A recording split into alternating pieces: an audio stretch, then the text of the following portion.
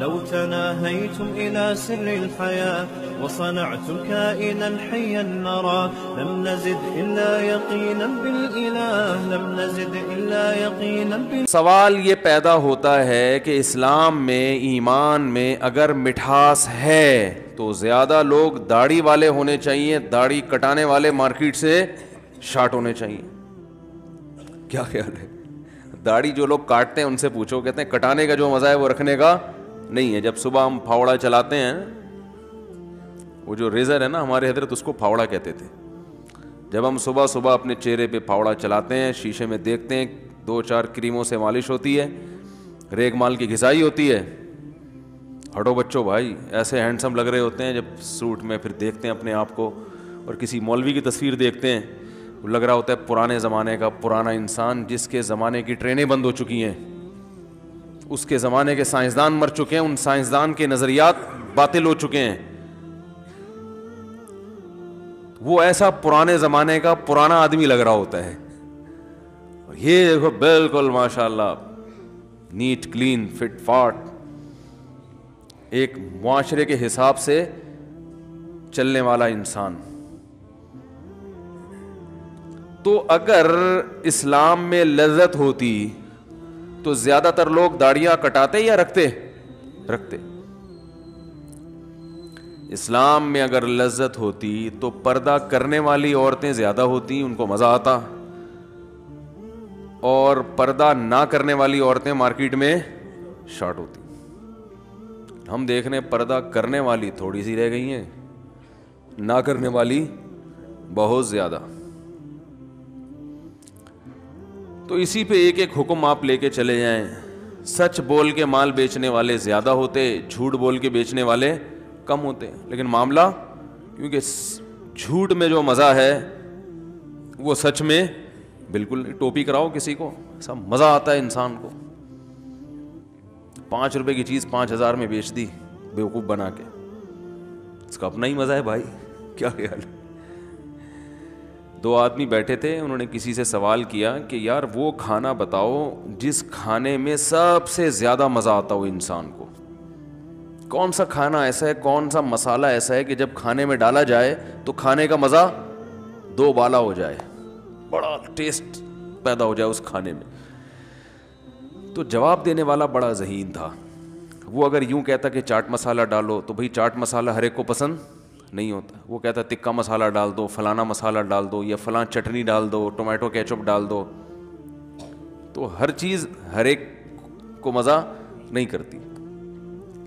جواب دینے والا بڑا ذہین تھا.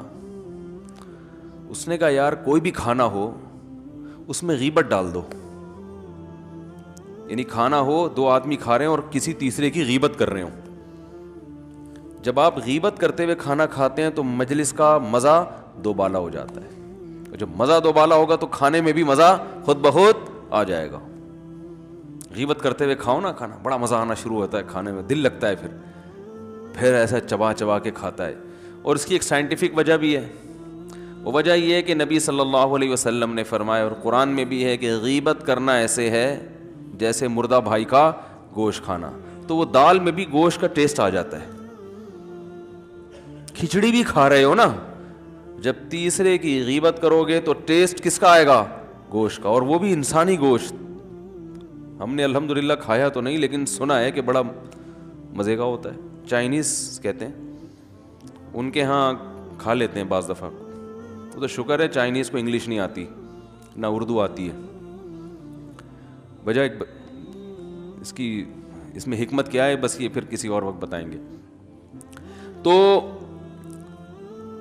انسانی گوشت اس میں کیا ہو جاتا ہے شامل. چائے پی رہے ہو نا, جتنا مرضی میٹھا ڈال لیں مزہ نہیں آتا. چائے پیتے ہوئے کسی تیسرے کی غیبت شروع کر دیں تو ہوگی چائے, مزہ گٹکے کا ہوگا اس میں. حقیقت ہے, ہوگی وہ چائے مگر مزہ کس کا ہوگا؟ گٹکے کا آئے گا. بیماریاں بھی گٹکے والی نہیں ہوں گی. یعنی 2 مزے ہو گئے نا, ایک ٹکٹ میں 2 مزے. پیسے چائے کے لگ رہے ہیں, ٹکٹ چائے کا ہے, اور مزہ چائے کا بھی اور گٹکے کا بھی. شرط کیا ہے کہ غیبت شروع کر دیں. تو بھائی مزہ تو غیبت کرنے میں ہے، حالانکہ اسلام غیبت کرنے کا حکم دیتا ہے یا غیبت سے بچنے کا حکم دیتا ہے؟ تو بچنے کا حکم دے رہا ہے تو ادھر کہا جا رہا ہے کہ اسلام میں مٹھاس ہے. تو یہ کیا مسئلہ ہے کہ کیسی مٹھاس ہے بھائی کہ نہ نماز پڑھنے کا انسان کا دل کرتا ہے، چھوڑنے میں مزہ آتا ہے. بد نظری کرنے میں مزہ ہے یا نظر جھکانے میں؟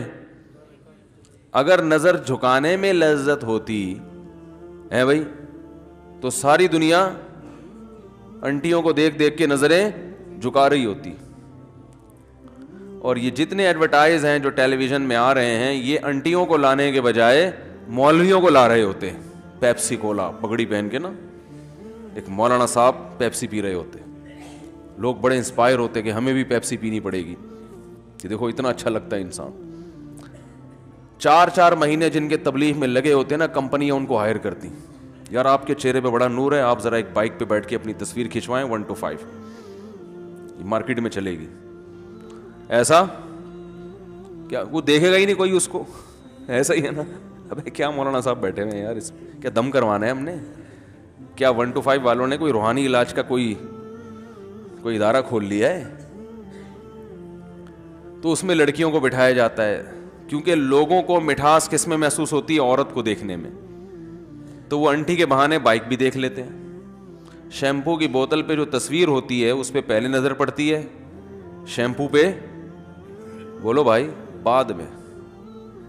تو جتنے سائن بورڈ لگے ہیں، یہ فحش تصاویر لگانے کا مقصد ہوتا ہے کہ ویسے کون سائن بورڈ کو دیکھے گا؟ پورے ملک میں سائن بورڈ ہیں، تو پہلے کسی اور کو دیکھے، اس بہانے اس مولٹی فوم کو بھی دیکھ لے، اس بہانے اس شیمپو کی بوتل کو بھی دیکھ لے، اس بائک کو بھی دیکھ لے، کار کو بھی دیکھ لے.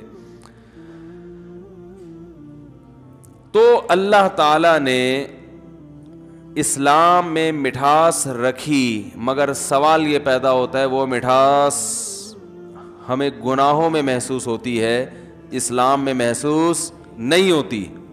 اس کی وجہ نبی صلی اللہ علیہ وسلم نے بیان کی. وجہ نبی صلی اللہ علیہ وسلم نے جو بیان کی وہ یہ بیان کی کہ مر رضی باللہ ربا، یہ مٹھاس ہر ایک کو محسوس نہیں ہوگی. داڑھی کا مزہ، نماز کا مزہ، نظر جھکانے کا مزہ، ایمانداری کا مزہ، تقوی والی زندگی کا مزہ، یہ مزہ ہر ایک کو محسوس نہیں ہوگا. یہ اس کو محسوس ہوگا جس کی زبان کا ذائقہ ٹھیک ہو. جو دیکھو جو کلر بلائنڈ ہوتا ہے نا، اسے کالا بھی، اسے جو ہے وہ لال بھی سفید نظر آتا ہے یا کالا نظر آتا ہے. تو وجہ اس کی یہ نہیں ہے کہ وہ لال رنگ کالا ہو گیا یا سفید ہو گیا ہے، وجہ اس کی یہ ہے کہ اس کی آنکھیں کیا ہو گئی ہیں؟ خراب ہو گئی ہیں. ہوا و حرص والا دل بدل دے، میرا غفلت میں ڈوبا دل بدل دے.